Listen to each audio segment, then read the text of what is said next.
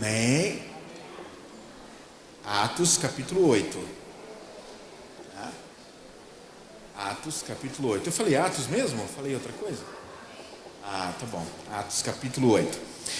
A partir do versículo 1 diz assim: naquele dia levantou grande perseguição contra a igreja em Jerusalém, e todos, exceto os apóstolos, foram dispersos pelas regiões da Judéia e Samaria. Alguns homens piedosos sepultaram Estevão e fizeram grande pranto sobre ele. Saulo, porém, assolava a igreja, entrando pelas casas e arrastando homens e mulheres, encerrava-os no cárcere.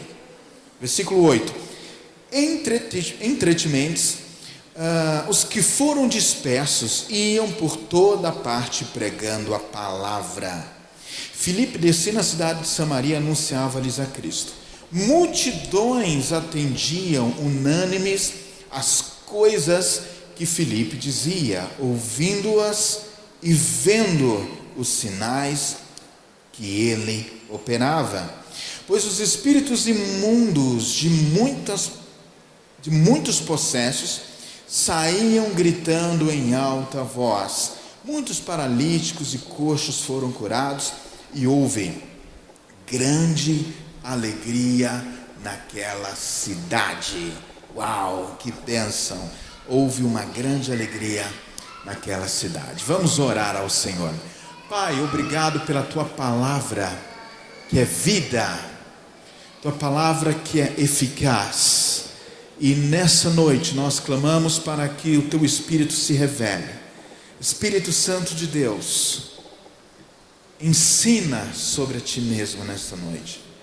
Fala aos nossos corações, mostra-te, revela-te. Deixa claro ensinamentos sobre o poder que move a Tua igreja na face da terra, em nome de Jesus, amém. Queridos, eu conheci há alguns anos atrás um homem muito precioso, pastor Paulo Solonca. Ele pastoreou a primeira igreja batista de Florianópolis. Ele era um homem de Deus, ele escreveu muitos livros na área do discipulado. E o pastor Paulo, ele compartilhou uma experiência muito curiosa. Ele fez uma viagem missionária para a África, com o objetivo de distribuir Bíblias. Mas ele ficou sabendo de um avivamento que já durava 37 anos. Impressionante isso. Um avivamento duradouro, um avivamento que já durava 37 anos numa determinada região da África. Eu não me lembro agora que região é essa. Mas pessoas andavam 5 horas, 6 horas, 8 horas. Tinha famílias que andavam 10 horas até chegar naquela região onde estava acontecendo esse avivamento. E lá eles adoravam a Deus por mais 5 horas, 8 horas de culto. Depois eles voltavam para suas casas, cantando, orando ao Senhor. E você via pessoas nas ruas durante o seu retorno. Elas paravam e começavam a falar de Jesus, e cultos aconteciam ali. Enfim, era algo extraordinário, e ele compartilhava sobre isso. E ele visitou esse lugar, ele queria saber qual era o segredo de um avivamento tão intenso e tão duradouro. E aí, meus irmãos, ele foi lá com um grupo de pastores e começou a pesquisar sobre isso.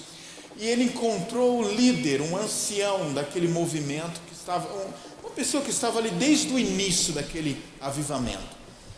E ele começou a questionar: por favor, me ensina o segredo de um avivamento tão intenso e tão duradouro como esse. Ele falou que aquele ancião daquela aldeia, daquele grupo de irmãos, sorriu, pegou uma pedra branca que serve como giz, sabe o que eu estou falando? Entregou para ele e disse assim: olha, você vai voltar para o teu apartamento, lá onde você está hospedado, você vai fazer um círculo, aí você vai entrar dentro desse círculo, e só vai sair dali resolvido com Deus. Esse é o segredo desse avivamento. Que coisa curiosa, meus irmãos. O que aquele homem estava ensinando para o pastor Paulo é o seguinte: que o segredo de um avivamento, o segredo de uma vida em constantes manifestações extraordinárias de Deus, é literalmente viver uma vida resolvida com Ele. Simples assim. Às vezes nós estamos procurando meios, palavras, revelações extraordinárias, mas quando na verdade, irmãos, o que nós precisamos é do simples. E quando eu leio as Escrituras, quando eu estudo o livro de Atos dos Apóstolos, por exemplo, nós vamos perceber que se tratava ali de um grupo de pessoas muito simples, mas que se movia, e Deus se movia, se revelava de uma forma incomum, de uma forma extraordinária. Eu vou rapidamente dar um feedback que já foi falado aqui desde sexta-feira para cá. Eu usei aquele texto de Lucas, capítulo 24, versículo 49, que diz assim: quando Jesus ordenou ali os seus discípulos que permanecessem em Jerusalém, até que do alto eles recebessem o poder, o dunamis. Guarda essa palavra, dunamis. Esse termo significa, da maneira mais prática, significa um poder que se revela de forma constante e que produz transformações, produz mudanças. Dunamis é isso, é quando Deus vem com sua mão, vem com o seu poder, e esse poder permanece constante, e na medida que ele se revela, ele promove mudanças. Deus queria que sua igreja recebesse esse dunamis, recebesse esse poder, para que eles pudessem provar dessas mudanças, dessas transformações, e que eles também se tornassem agentes de transformação. Então o dunamis, ele vem, ele trabalha em nossa vida, e também trabalha por meio da nossa vida. Aí ontem nós falamos do momento que esse dunamis veio. Atos capítulo 2, a Bíblia diz que eles estavam reunidos ali em oração, com expectativa da promessa do Senhor se cumprir, até que de repente eles ouviram um som como de um vento impetuoso, e começaram a ver aí na cabeça umas das outras pequenas chamas, pequenas labaredas de fogo, ou como diz o texto aqui da minha versão, línguas de fogo na cabeça de cada um deles. Eles ficaram sensíveis à voz do Senhor, eles ficaram sensíveis aos sinais do Senhor.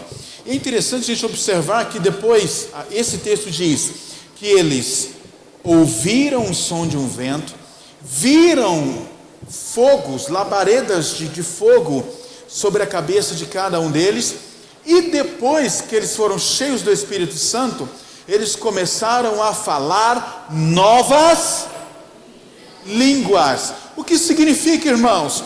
Significa que quando o Espírito Santo de Deus vem sobre o seu povo, ele influencia tudo que você ouve, tudo que você vê e tudo que você fala. Foi isso que aconteceu ali. O Espírito influenciou os ouvidos deles. Meu irmão, tudo que o Espírito vai fazer você ouvir, quando o Espírito enche a tua vida, tudo que você passa a ouvir é aquilo que traz edificação. Você passa a ouvir tudo que promove crescimento, tudo que promove o reino de Deus, tudo que Deus tem de direcionamento. Amém ou não amém? E aí eles viram aí, como eu falei, na cabeça deles, pequenas labaredas de fogo. Quando o Espírito Santo de Deus vem sobre a igreja, ele influencia aquilo que você vê. E tudo que você vê, fogo é um símbolo de purificação. Significa que você passa a ver aquilo que é santo. Você passa a ver aquilo que promove a santificação, aquilo que promove a purificação que vem do Senhor. E aí veio falar em línguas, e os nossos sentidos são todos influenciados quando o Espírito Santo vem. É como se nós deixássemos de viver expectativas ou pensamentos, ou simplesmente vivermos para nós mesmos, para que possamos viver aquilo que o Espírito Santo quer fazer e da forma que Ele quer fazer. E foi assim em Atos capítulo 2, houve uma convergência de realidades, eles foram cheios do Espírito Santo, recursos espirituais e promessas começaram a ser cumpridas, os discípulos se posicionaram e começaram a pregar a palavra de Deus, e houve ali uma eficácia, a mensagem dos discípulos se tornaram eficaz, a ponto de haver 3.000 conversões.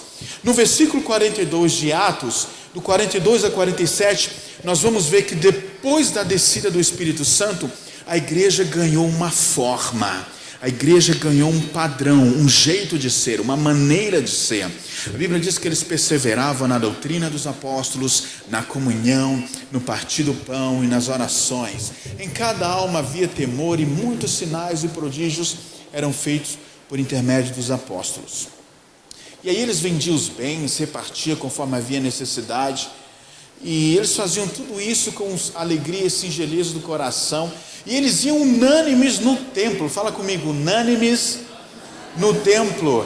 Havia um prazer na reunião, havia uma alegria, um prazer em estar juntos. O culto não era mais um compromisso na semana, o culto era prioridade, porque eles sabiam que o culto é o momento onde Deus revitaliza o seu povo para cumprir a missão que lhes foi confiada. Você está aqui para ser revitalizado para a missão que Deus tem para a tua vida. Você está sendo revitalizado, você está sendo enchido, Deus está te dando direcionamento, Deus está liberando unção sobre a tua vida, para quando você passar por aquelas portas e entrar no teu campo missionário, você ser um grande instrumento nas mãos do Senhor. Então, esse momento aqui é importante. Um culto, irmãos, são oportunidades que Deus está te dando. Volto a dizer, cultos não é mais um compromisso da semana. Culto é o compromisso que você tem na semana. Por quê? Porque é aqui que Deus enche a tua vida, para quando você estiver lá fora, você ser usado de uma forma especial. E aí, aquela igreja desenvolvia essa dinâmica, e o crescimento da igreja se tornou um crescimento natural. Glória a Deus. Deus começou a se manifestar de forma muito especial, e o crescimento foi contínuo. Nós vamos ver crescimentos depois desses 3.000, 5.000. Depois Lucas, que era muito clínico, além de ser um médico, ele era um historiador, e por ser um historiador, a estrutura literária dele propõe uma ideia muito precisa dos seus escritos. Mas as multidões cresciam tão grandemente que ele perdeu ali a sua capacidade de contagem. Então ele começou a simplesmente falar de multiplicação dos discípulos. Os discípulos se multiplicavam, cresciam, enfim, o crescimento se tornou natural, até que chegou aí a perseguição. A perseguição veio, e é muito importante, e nós vamos discutir o capítulo 8 a partir desse momento, a partir desse ato de perseguição. Dos versículos 1 ao versículo 3, nós vamos ler que naquele dia se levantou grande perseguição contra a igreja em Jerusalém, e todos, exceto os apóstolos, exceto ali os líderes, foram dispersos pelas regiões da Judéia e Samaria. Aí vem o versículo 4 e diz que eles foram dispersos por toda parte, mas pregando a palavra. Fala comigo, eles foram dispersos, mas eles pregavam a palavra. O Espírito Santo que movia aquela igreja, fazia aquele grupo de cristãos compreenderem que pelo simples fato, o Espírito Santo ensinava aquela igreja a lidar com os problemas, a lidar com as perseguições. Muitas pessoas, quando tem um chamado, quando tem um ministério, vem os problemas, vem as perseguições, entre aspas, vem a falta de apoio, vem as dificuldades. Qual é a nossa tendência? É parar no meio do caminho. Essa é a tendência. Mas o Espírito Santo de Deus, o poder que move a igreja, ele nos faz enxergar, ele nos faz compreender, fala assim comigo, que o problema não é o problema. Essa é uma verdade que o Espírito Santo nos faz compreender. Que o problema não é o problema, mas que problemas são oportunidades para Deus revelar a sua glória. Aí eu costumo dizer que o maior problema está na forma que nós enxergamos os problemas. O maior problema está na forma de que nós lidamos com os problemas. Uma pessoa cheia do Espírito, existe uma enorme diferença. Queridos, todos vão passar pelo deserto. A diferença é se você vai no deserto sozinho ou se você passa pelo deserto com o Espírito Santo. A diferença está aí. Porque quando você entra no deserto ou passa pelo deserto com o Espírito Santo, o deserto vai ter um propósito. As dificuldades passam a ter um propósito. Os desafios passam a ter um propósito. E você passa a enxergar o propósito. Lembra que eu falei ontem? Deus, Ele não trabalha com aquilo que nós achamos bom. Deus, Ele não trabalha com aquilo que nós achamos necessário. Ele trabalha com propósitos. Muitas vezes aquilo que achamos bom ou aquilo que achamos necessário está na verdade distante do propósito. Amém ou não amém? E o Espírito Santo nos coloca, nos traz de volta ao entendimento de que Deus trabalha com propósitos. Ele não elimina as dificuldades. Eu acho interessante que naquele famoso texto de Mateus, capítulo 11, versículos 28 e 29, diz assim: vinde a mim, vós que estáis cansados e sobrecarregados, e eu vos aliviarei. Ele não tirou os fardos, Ele aliviou os fardos. Por que Ele não tirou os fardos? Porque Ele não tira de nós a nossa responsabilidade, mas os fardos se tornam mais leves porque nós estamos com Ele, e Ele está conosco. Uma coisa é você levar os seus fardos sem Cristo, outra coisa é você levar os fardos com Cristo, porque quando você leva os seus fardos com Cristo, você passa a entender que eles são mais leves, porque o próprio Cristo te ajuda a levá-los. O próprio Cristo vai te mostrar que existe um sentido que te faz levar esses fardos, por isso eles se tornam mais leves. E esse poder que movimentou aquela igreja em Jerusalém e aquela igreja apostólica, aquela igreja em Atos dos Apóstolos, fez com que transformou a perseguição em oportunidade. Isso que é legal. O poder que move a igreja, que é o mesmo poder que está na tua vida, ele tem essa ação de transformar as crises em oportunidades, perseguições em oportunidades, momentos difíceis ou coisas difíceis em oportunidades. Amém ou não amém? E isso é muito, muito legal. Eu lembro que no final do ano passado, eu fui com a Patrícia, minha esposa, para uma série de conferências missionárias lá na Europa. E sempre tinha alguns momentos devocionais, sempre tinha um momento em que a gente sentava e começava a conversar, e ali os preletores compartilhavam algumas de suas experiências, e eu conheci um grupo de pessoas ali que eu me senti muito envergonhado.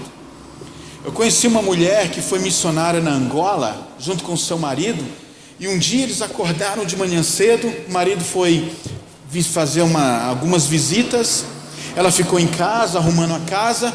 Em um determinado momento, quando ela sai da sua casa para estender uma roupa, ela encontra uma bacia com um tecido cheio de sangue. Ela abre essa bacia, é o marido dela em pedaços.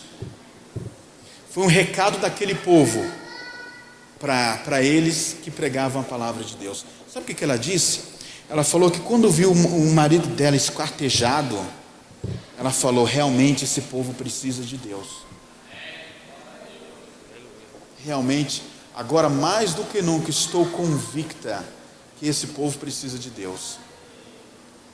Aí eu vi lá pessoas sem dedos, enfim, pessoas que foram missionários na época da Europa comunista, e começaram a compartilhar desafios, começaram a compartilhar as perseguições que eles sofreram. E aí chegou o momento de eu falar sobre mim, irmão, não tinha nada para falar. Eu passei a vez.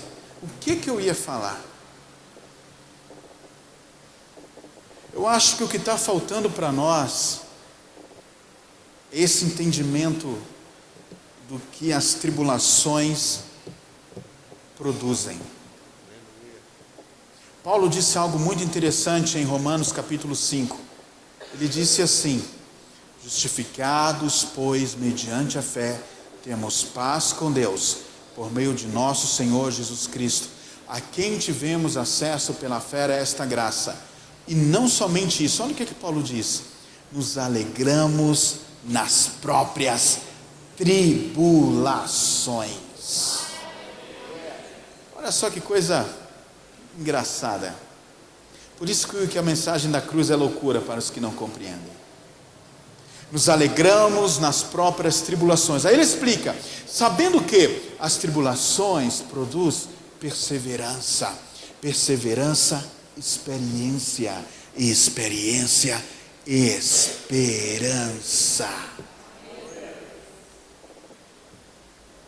Salmo 119, versículo 71.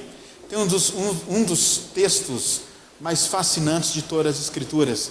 O salmista diz assim: foi bom eu ter passado pela aflição, pois só assim compreendi os desígnios de Deus.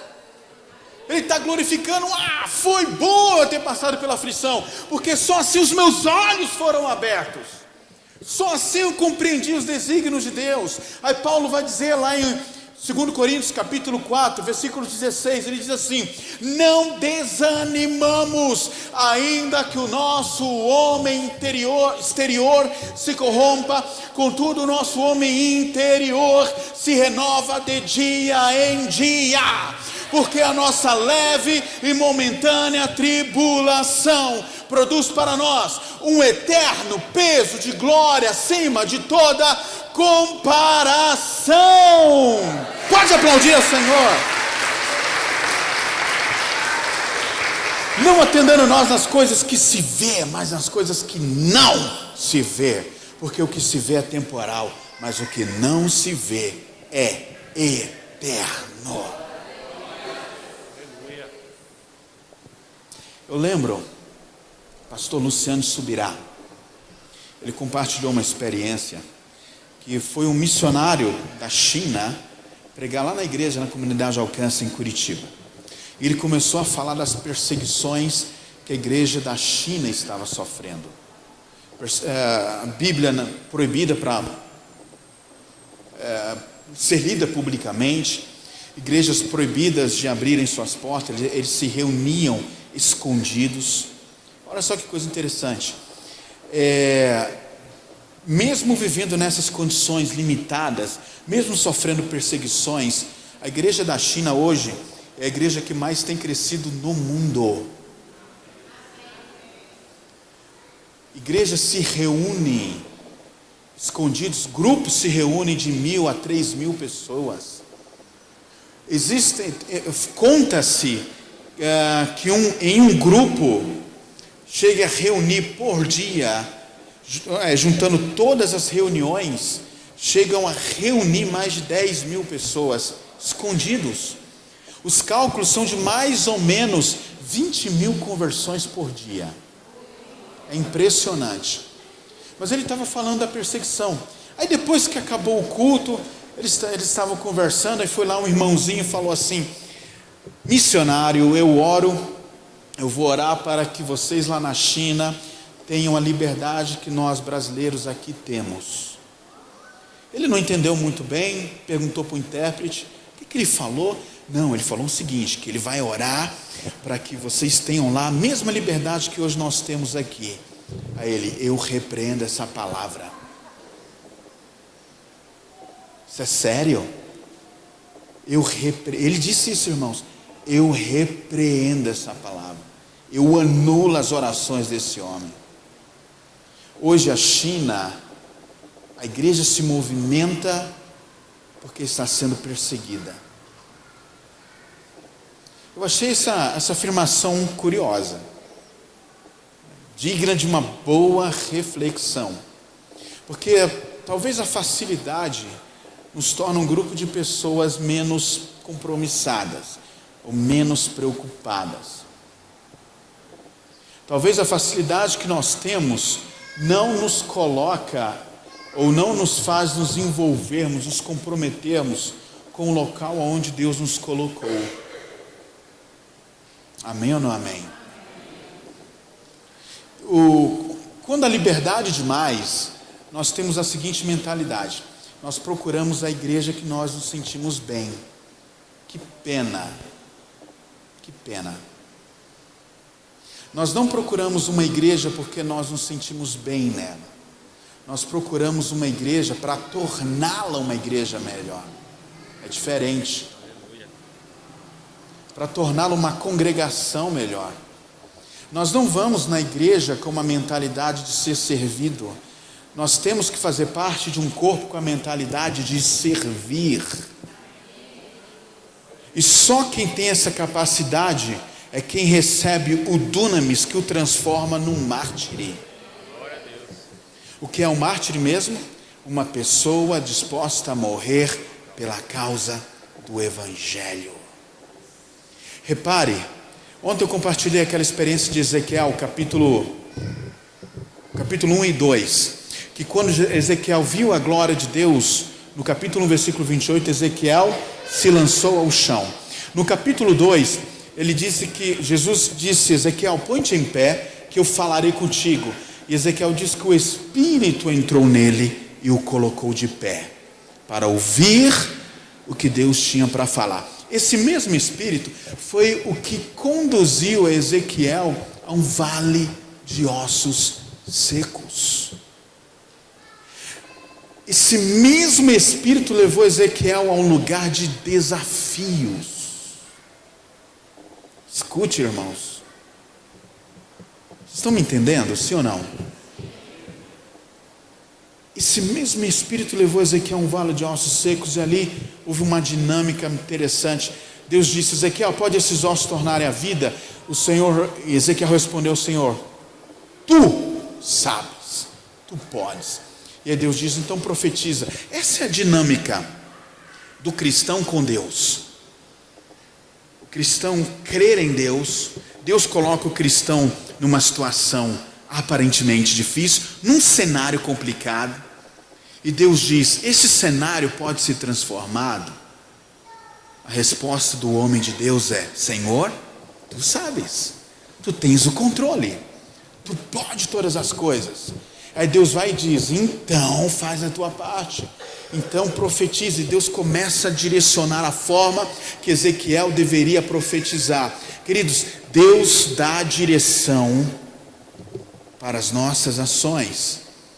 E aí, irmãos, Ezequiel começou a profetizar conforme o direcionamento que ele recebeu de Deus. E aquele milagre da ressuscitação daquele grupo morto ali aconteceu. Essa é a dinâmica que envolve você e Deus. Muitas vezes Deus vai te colocar num cenário difícil, e a primeira pergunta que Ele vai fazer para você diante desse cenário difícil é que pode esse cenário ser mudado? Eu não sei como anda a família. Talvez há pessoas aqui que têm uma situação, um cenário desfavorável na família. Deus te pergunta hoje, pode esse cenário ser transformado? Qual é a tua resposta? Talvez o Senhor está colocando diante de um cenário difícil da saúde, e o Senhor te faz essa pergunta agora: pode esse cenário ser transformado? Uma coisa é certa, o Espírito vai te colocar em lugares desafiadores para que Ele possa se revelar por meio de você. Não, você não entendeu, irmãos. O Espírito vai te colocar em lugares desafiadores só para Ele se revelar por meio da tua vida. Então você não tenha medo de desafios. Pessoas que fizeram obras relevantes, coisas relevantes, foram pessoas que não fugiram do desafio. E quanto mais enraizados, profundos vocês estiverem na palavra de Deus, mais desafios vocês terão. Não sei de onde os crentes arrumaram uma mentalidade de que se algo está muito difícil no ministério, é porque não é para fazer. Quem te disse? Irmãos, fala assim comigo: se tudo vai bem, é porque tem algo estranho. A vida cristã é uma vida muito dinâmica, irmãos. Nós estamos aí numa constante batalha espiritual. As trevas estão cada vez mais densas, mas nós somos luzes, e onde nós estamos, as trevas se dissipam. Nós lidamos com o pecado, no processo de discipulado, nós lidamos com o pecado de outras pessoas para tratar, nós lidamos com os nossos próprios pecados, nós lidamos com aquilo que nós não vemos. Meu irmão, a vida cristã é muito louca. Agora, se tudo está tranquilo, irmão, se tudo está, o pessoal de Brasília fala assim, se tudo está relax, irmãos, acredite, está tudo errado. Está tudo errado. Irmão, se preocupe se tudo estiver bem. No capítulo 9, quando Deus enviou Ananias para ministrar sobre Paulo, que estava num lugar sem a visão, o Senhor disse assim: Ananias, vai lá, ora sobre ele e fala para ele tudo quanto é necessário ele sofrer pelo meu nome. Olha só, meu irmão, o Espírito Santo nos ensina a lidar com os desafios da nossa vida. Amém? Vocês estão me acompanhando? Glória a Deus. Então houve uma perseguição, mas o que aconteceu? O Espírito direcionou aqueles homens. Esse jovem, Filipe, olha só, eles foram dispersos, versículo 4, e iam por toda parte pregando a palavra de Deus. Eles encontraram no problema uma oportunidade. Todo problema, todo desafio que Deus coloca diante de você é uma oportunidade que Ele tem para ser glorificado através de você. Aleluia. Versículo 5: e descendo Filipe à cidade de Samaria, anunciava-lhes a Cristo. Qual era a mensagem de Filipe? Qual era a mensagem de Filipe? Cristo. Anunciava-lhes a Cristo. Queridos, quando o Espírito Santo, quando você entende esse poder que move a igreja, você vai passar a compreender que a igreja não tem outra mensagem senão Jesus. Jesus é a mensagem da igreja. A prosperidade não é a mensagem da igreja, é consequência da mensagem. Cura não é a mensagem, ela é consequência da mensagem. Quando o Espírito Santo move a igreja, quando o Espírito Santo move o seu povo, quando o Espírito Santo move os seus filhos, queridos, ele coloca Jesus de volta ao centro. A nossa mensagem passa a ser uma mensagem onde Cristo é o centro. A gente chama isso de cristocêntrica. Nós passamos a pregar de forma cristocêntrica. O nosso grande problema, irmãos, eu volto a falar o que eu falei no início, é que nós estamos muito mal acostumados, estamos pulando etapas nas mensagens que nós queremos ouvir. Muitas pessoas estão em busca de grandes revelações quando não estão alicerçados nas bases. Estão me entendendo, irmãos? É comum a gente andar nas igrejas por aí, as pessoas falam assim: ninguém gosta de orar na igreja. Claro, falar de oração parece que se tornou uma mensagem de velho. As pessoas não estão lendo mais a Bíblia, claro, não estão mais falando da importância da leitura bíblica, mas estão todo mundo à procura de uma nova revelação, algo novo. Eu quero escutar algo novo, eu vou naquela igreja porque quero que o pastor fale para mim algo novo, eu vou pesquisar na internet porque eu quero ouvir algo novo. Meu irmão, Deus só vai te dar novas experiências se você compreender as velhas. É sério, você precisa de raiz, você precisa ter uma vida radical com Deus. A palavra radical vem de raiz. Nós precisamos ter raízes, fundamentos, porque muitos estão se desviando por aí, porque muitas pessoas, muitos cristãos têm abandonado a sua fé, têm se suicidado, justamente por isso, porque buscam revelações sem ter um claro entendimento do que é básico.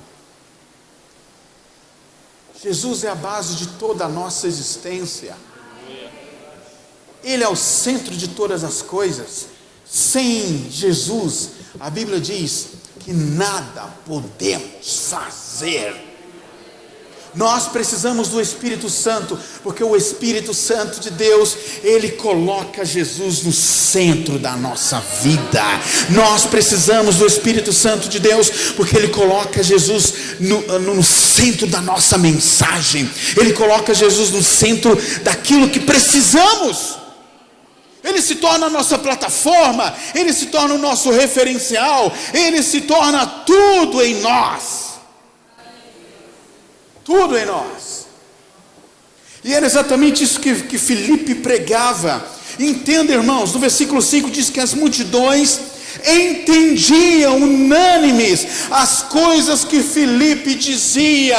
Meu irmão, o segredo do crescimento do teu ministério é a mensagem sobre Jesus. O segredo do teu ministério é quando você coloca Jesus no centro dela, ou dele. O segredo do teu ministério é fazer o que ele mesmo disse em João capítulo 15, versículo 5: sem mim nada podereis fazer. Pelo fato de Jesus ser o centro, as multidões estavam vindo. Nenhuma estratégia pode ser o centro da igreja. Nenhum recurso visual pode ser o centro da igreja. Não significa que não possa ser feito. Entenda o que eu estou dizendo. Mas o centro da igreja, o centro da tua vida, o centro do teu ministério, não é você, nem os teus planos. O centro do teu ministério deve ser Jesus e a sua vontade. Amém ou não amém? Vocês estão me entendendo, irmãos? Lembra que eu falei ontem? Jesus te deu uma única missão. Quantos estavam aqui ontem? Levanta a mão, deixa eu ver. Amém. Jesus te deu uma única missão, que é fazer discípulos. Foi a única coisa que Ele te mandou fazer. O resto é coisa tua, é coisa minha. Volto a dizer, não significa que não possa ser feito. Mas eu volto a dizer o que eu falei ontem: ser bem sucedido em algo que Deus não te mandou fazer é o mesmo que fracassar. Amém ou não amém? Vocês estão me entendendo, irmãos?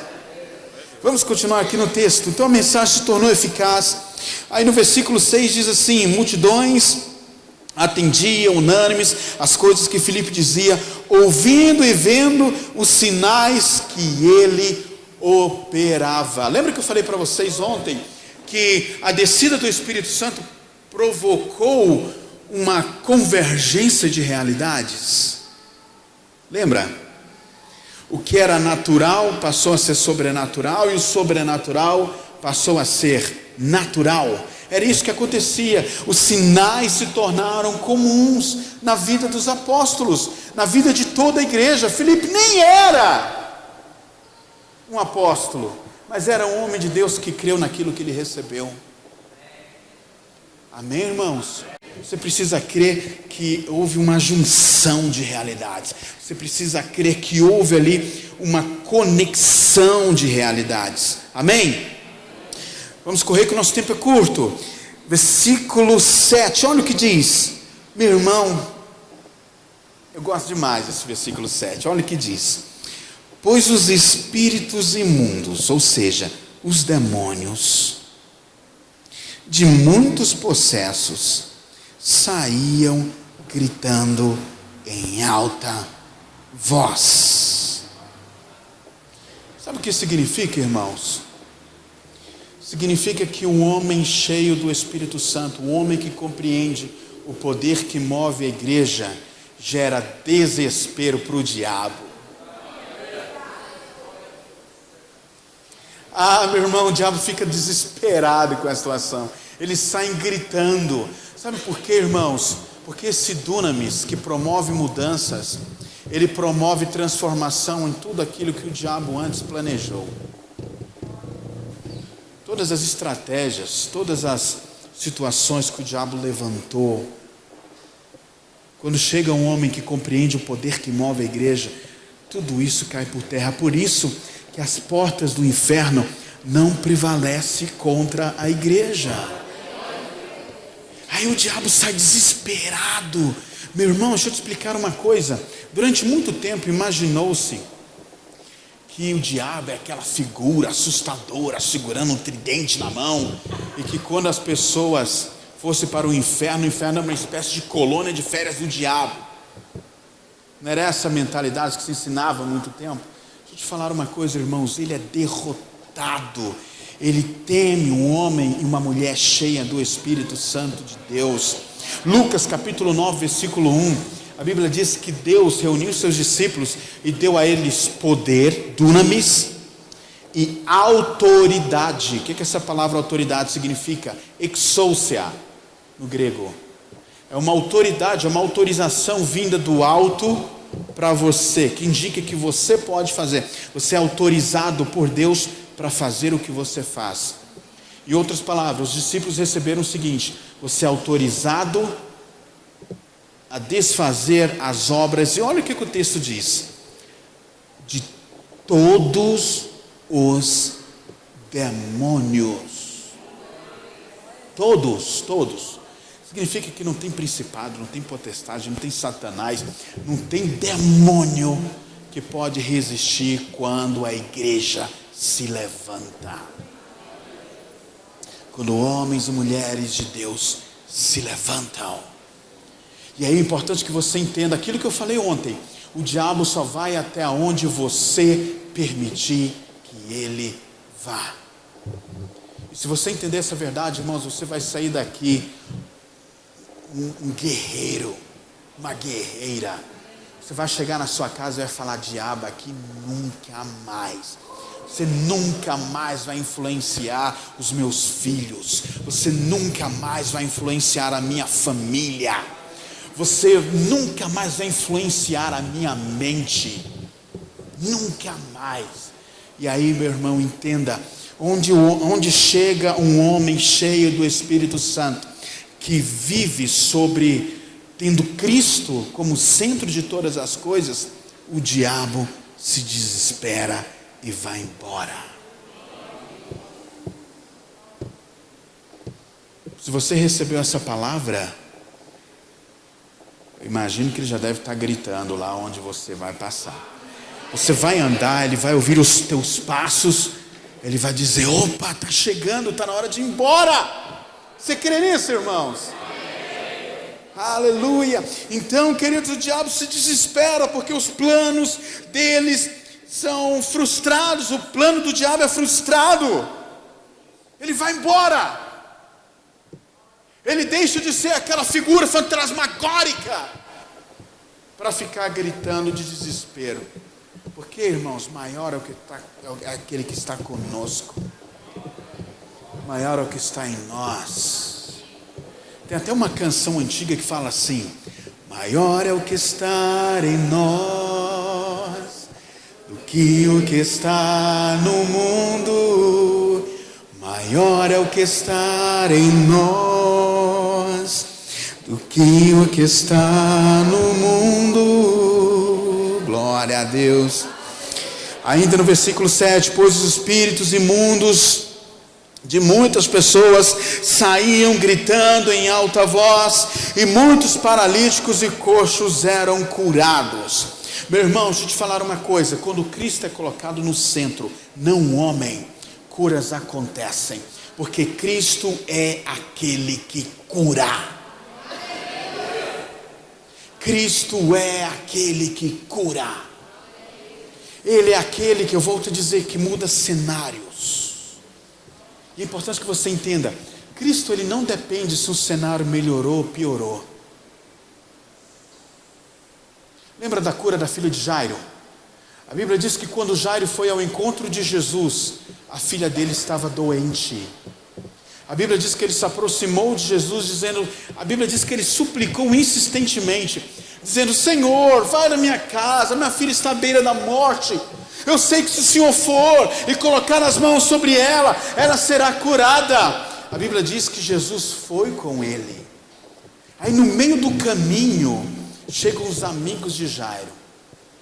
Amigos de Jairo. Se aproxima de Jesus e fala: por que incomodas o mestre? A tua filha já morreu. Irmãos, faz assim. Ops. Faz aí, ops. A situação piorou, irmãos. Escute. Ele foi ao encontro de Jesus, a menina estava doente. Quando Jesus foi com ele, a menina morreu. Jesus falou assim para Jairo: olha, não temas, crê somente. Por que Jesus falou isso? Porque ele não depende de cenários. Sabe quando uma situação difícil está cercando a tua vida? Você vem na igreja, você pede oração, você ora, você jejua, e parece que esse cenário só piora. Quantos aqui já tiveram essa experiência?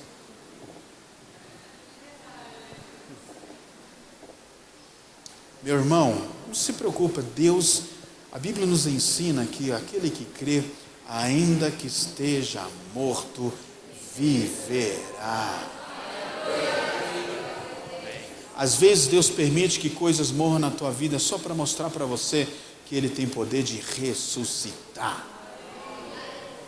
E outra coisa, Deus trabalha, a forma que Deus trabalha é extraordinária. Ele, além de não depender de situações melhorarem ou piorarem, quanto menos depender de você, melhor.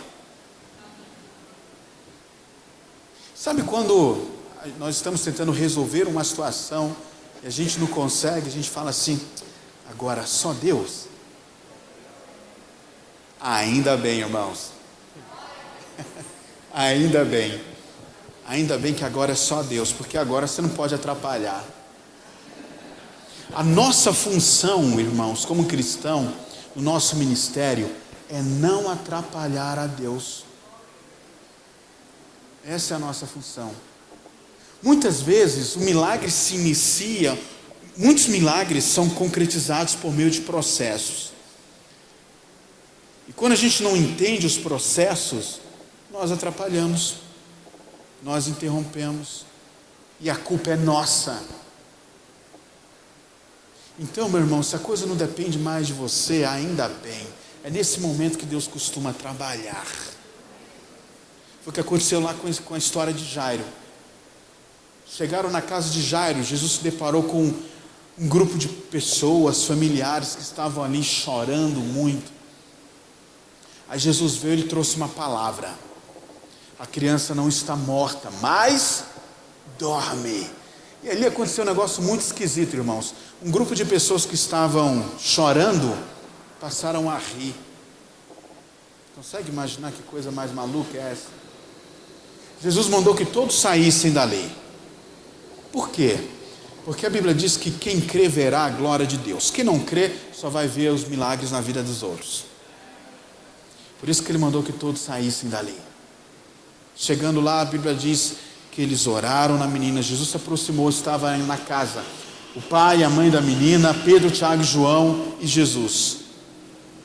Ele disse: Talita cumi, levanta e anda. Menina, te mando, levanta-te. Ela levantou.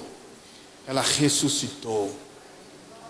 Jesus não dependeu se o cenário piorou ou não piorou. Ele realiza o milagre segundo os seus propósitos. A diferença, irmãos, é que o Senhor não vê como o homem vê. A Bíblia diz que os caminhos do Senhor são maiores do que os nossos caminhos. Os pensamentos do Senhor são maiores do que os nossos pensamentos. E são os planos dele, que são bons, perfeitos e agradáveis, não os nossos. Amém? Versículo 8: E houve grande alegria naquela cidade. Sabe o que aconteceu ali? Houve um avivamento em Samaria. Vocês não entenderam, irmãos? Tudo isso que eu falei para vocês aqui até agora foram situações que desencadearam um avivamento em Samaria. Eu não sei se vocês estão orando por um avivamento em Uberlândia, mas as Escrituras nos mostram que o homem cheio do Espírito Santo de Deus, convicto, ele pode mudar a realidade de uma cidade. E se a cidade se alegrou com as ações de Filipe e daquele grupo de irmãos que antes sofreram perseguição, você acha que tua família não pode se alegrar por meio da tua vida? Não pode ter o cenário transformado por meio da tua vida? Você acha que o bairro que você mora, você acha que o teu ambiente de trabalho, o teu ambiente acadêmico não pode ser transformado por meio da tua vida? Eu te afirmo, meu irmão, Deus quer transformar você em uma pessoa que transforma ambientes, que te faz literalmente ser luz do mundo, que te faz literalmente ser sal da terra. É o Espírito que opera isso. A alegria foi sobre Samaria, a cidade ficou cheia de alegria, porque havia paz, havia milagres, haviam curas. Jesus estava sendo estabelecido ali por meio da sua mensagem, da sua palavra, e houve um avivamento em Samaria. Pode acontecer um avivamento em Uberlândia, e pode acontecer por meio da tua vida. Pode acontecer um avivamento na tua família, que gera cura, que gera transformação, que quebra vícios, que reconstrói sentimentos, que reconecta propósitos e projetos. Pode acontecer, e é por meio da tua vida. Quando houve a perseguição, Filipe não foi ali para Samaria: vou esperar Pedro chegar aqui para me ajudar. Ele não falou isso, ele não sentou e falou: vou esperar aqui o apóstolo chegar para me ajudar. Vou esperar os líderes lá da igreja vir para me ajudar em Samaria. Afinal, vim aqui meio do improviso, na perseguição. Ele não esperou isso acontecer. Ele não esperou ninguém, porque ele sabia o poder que movia a vida dele. Era o poder do Espírito Santo. É esse poder que te move. Você não precisa esperar o irmão fazer para que você faça. Você só precisa crer naquilo que opera na tua vida. Não desvalorize o poder que está sobre a tua vida. Não desvalorize a porção do próprio Deus, que foi enviado para você. É o Espírito do próprio Deus, é aquele que ressuscitou Jesus de dentre os mortos. É o mesmo Espírito que age na tua vida. É esse o poder que move a igreja, é esse o poder que aviva os nossos corações. Meu irmão, não se permita viver mais na tua casa, aqui na igreja, no teu ambiente de trabalho, ou no teu ambiente acadêmico, na tua vida social. Não se permita viver mais da mesma forma. Não viva mais se não for para revelar a glória de Deus. Estão me entendendo, irmãos? Viva para revelar o poder de Deus. Viva para revelar o poder que foi enviado para a igreja. Não faça parte. Queridos, existe uma diferença entre estar na igreja e ser igreja. Muitos estão na igreja, mas não são igreja. Quem é igreja vive essa realidade do Espírito. Quem não é igreja não vive essa realidade do Espírito, muito embora esteja na igreja. Deus quer te tirar do nível de estar para ser. Enquanto você está na igreja, você vai ficar dependendo de pessoas. Você vai estar dependendo de alguém que vá lá na tua casa e ore pelo doente ou pelo enfermo. Você vai estar dependendo de alguém para levar uma mensagem para o teu amigo no teu trabalho. Você vai estar sempre dependendo de alguém. Mas quando você é igreja, você só depende do Espírito que te move. Deixe de estar para ser. O Espírito te tira do ambiente de simplesmente estar para ser. E aí quando você é a igreja, ele flui por meio da tua vida. E tudo isso que aconteceu aqui, que eu compartilhei com vocês, na vida de Filipe, deixa eu te falar. A Bíblia diz que o meu Deus e o teu Deus, ele não vive apenas de glória do passado. Ele é o mesmo ontem, hoje e eternamente. E ele quer se revelar dessa vez por meio da tua vida. Então, meu irmão, viva para revelar a glória de Deus. Viva para revelar a glória de Deus. Se recusa a viver sem revelar essa glória. Se recusa a voltar para casa se não for para revelar essa glória. Se recuse, irmãos, a sair por aquelas portas se não for para revelar a glória de Deus. Viva para revelar a glória. Respire a revelação da glória. Busque a revelação, a manifestação da glória no seu cotidiano, nas coisas mais simples, as mais complexas. Deus quer ser revelado por meio de você. Esse é o nosso bate-papo de hoje.